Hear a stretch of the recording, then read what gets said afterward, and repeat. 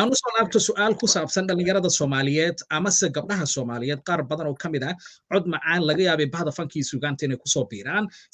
sidaadoo kale raba inay fanaaniin noqdaan maxaad oran lahayd gabadha rabta caaw inay fanaanad noqoto codka ay rabtana inay sidaadoo kale bahda ka dhex muuqato fankii suugaanta maxaad dhihi lahayd waddooyinkaas ka leexo waddadan mar maxaa talooyinaad sii lahayd والله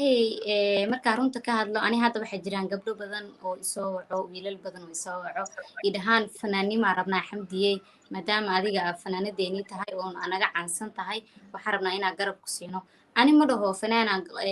wiil ama gabar ardayado iskuul dhiganayso ama wiil yar oo aan isleeyahay arday waaye ama wiil ama gabar oo isdhigi kara mustaqbal kale ama nolol kale ay samaysan karaan ani yacni fikrad ahaanteeda ma aaminsani inaan fanka ku dhiirageliyo gabadha waxaan dhahaa baayo maxaa qabataa maxaa gurigiina maxaa ka qabataa hadday dhahdo iskuulaan dhigtaa ama jaamacadaan dhigtaa ama macadaan dhigtaa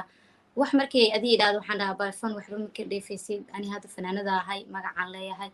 waa sax haddana waxaan u baahanahay nolol kale waxaan u baahanahay shaqo inaan wax tabcaan u baahanahay hooyo inaan noqdo u baahanahay waxaasoo dhan marka ani shalay fikradda aan ka aaminsanaay inaan fanaanad noqdo waa jeclaay waa galay hadda aniga macnaha xaaladda dareemi karo oo fanka uu yahay marka ani waxaan ku dhihi lahay inaa waxyaabo kale ku bedelato meesha fanka ka raadi lahayd sida shaqooyin kale because waxyaabo badan oo gabadha ee kusoo caanbixi karto qofka hadduu caanbax rabo waxyaabo badan oo fanka aan ahayn oo lagu soo caanbixi karaa jiro qofka inuu maaragtay model uu sameeyo qofka oo dhar iyo waxaas uu sameeyo haddii u suurto gasho qofka inuu waxyaabo oo dadka ay u baahan yihiin uu soo saaro bulshada ay u baahan yihiin in dhalinyarada qof wacyigeliyo noqdo oo yacni fankili dhalinyarada laguma wacyigeliyo bulshadana fankili laguma kabo bulshadu waxay u baahan tahay waxyaabo badan in lagu wacyigeliyo gabadhana wax badan ay caan ku noqon kartaa wiilkana sidoo kale marka aniga dadka hadda fanka rabo inay kusoo biiraan waxaan leeyahay haddii aa waxbaratiin waxbarashadiina sii wata dee dadka dhan inay fanaaniin noqdaan waxaa ka fiican